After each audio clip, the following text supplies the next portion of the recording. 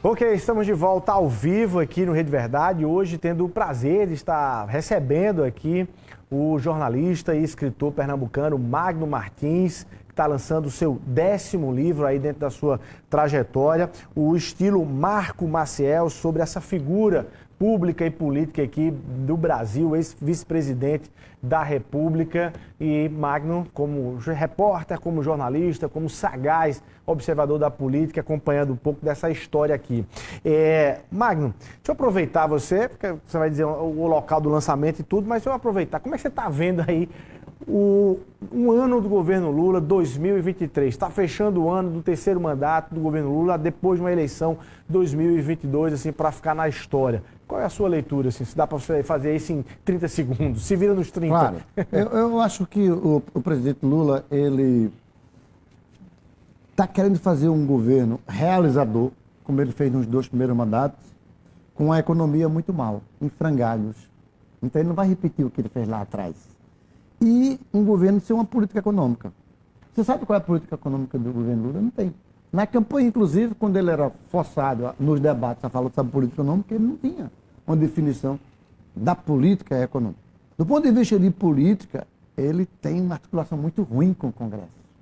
O Rui Costa fica interferindo ali no Alexandre Padilha, ninguém sabe quem articula com o Congresso. A primeira-dama cria algumas dificuldades também, porque ela tem superpoderes, entende? A relação com o Centrão agora está levando o governo a doar muito espaço poderoso. Você sabe que os grandes escândalos que surgiram nos governos do PT foi função do pessoal do Centrão, né? Quando ele entregou ali a Caixa Econômica, ele entregou não sei o que mais, Correios e Teléfono, Petrobras, foi onde explodiu, entende? E agora ele está entregando de mão beijada a Caixa Econômica. O que é um risco. Ao Centrão, o que é outro risco, né? E assim, a gente não vê muita aptidão de Lula para ele estar no dia a dia do governo. Você veja que ele viaja mais para o exterior do que realmente está no Brasil, tocando o dia a dia ali do governo dele. A gente percebe assim que há uma defasagem do ponto de vista administrativo, do tempo que ele pode dar para a parte administrativa, e há assim uma dificuldade muito grande do ponto de vista da articulação política. Acompanhemos. Bom, vamos para Pernambuco. Você está com uma governadora, uma mulher no governo de Pernambuco, fruto também de uma eleição surpreendente lá em Pernambuco. Qual é a leitura que você faz hoje do governo Raquel lá no seu estado? Olha, lá em Pernambuco, meu caro Luiz Torres, havia uma grande expectativa em relação ao governo de Raquel Lira. Primeiro, a primeira mulher a governar o estado. Isso foi a grande novidade. Que não foi uma coisa natural. A gente sabe que teve na campanha um episódio atípico, fundamental e atípico que contribuiu para a eleição dela, que foi a morte do esposo dela. Ele morreu às 7 horas da manhã. Isso provocou uma comoção muito grande no estado.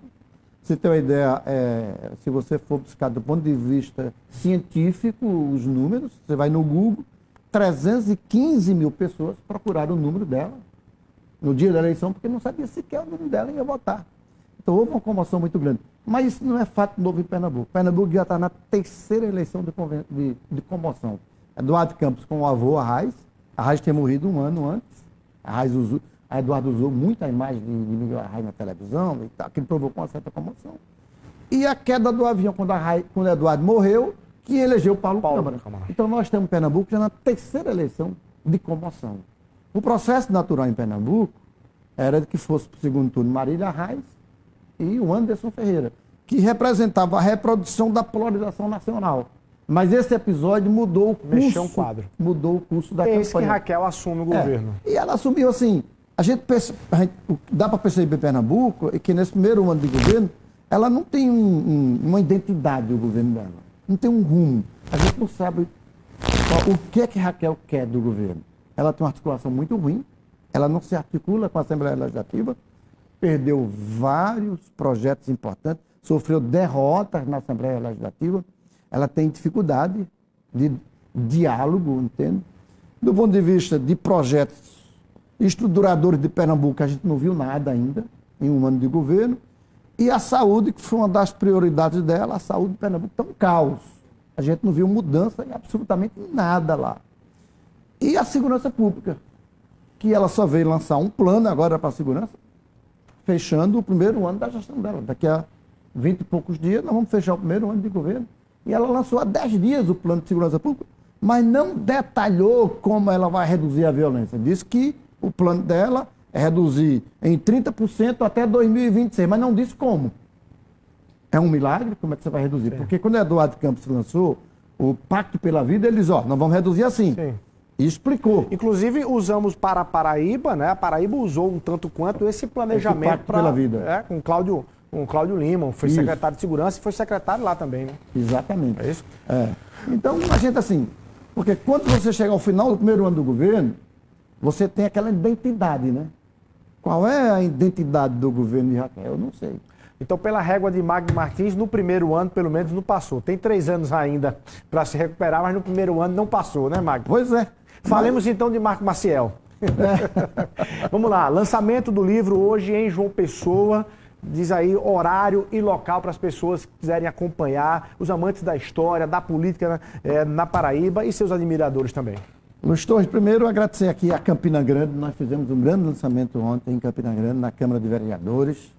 E hoje vai ser aqui em João Pessoa, às 15 horas, daqui a pouco, né? Na Assembleia Legislativa, com vocês da imprensa, ajudando aqui muito, o nosso amigo Heron Cida, que nos apoiou aqui bastante nessa minha vinda aqui à Paraíba. Agradecer, inclusive, o pessoal da Academia Paraibana de Letras, pessoal do Instituto Histórico aqui da Paraíba, as lideranças políticas, e dizer que no Salão Nobre da Assembleia Legislativa da Paraíba, nós vamos estar lá autografando esse livro, o estilo Marco Maciel. E com a ressalva, Luiz Torres, de que esses lançamentos do livro Marco Maciel, pelo país inteiro, já percorri vários estados,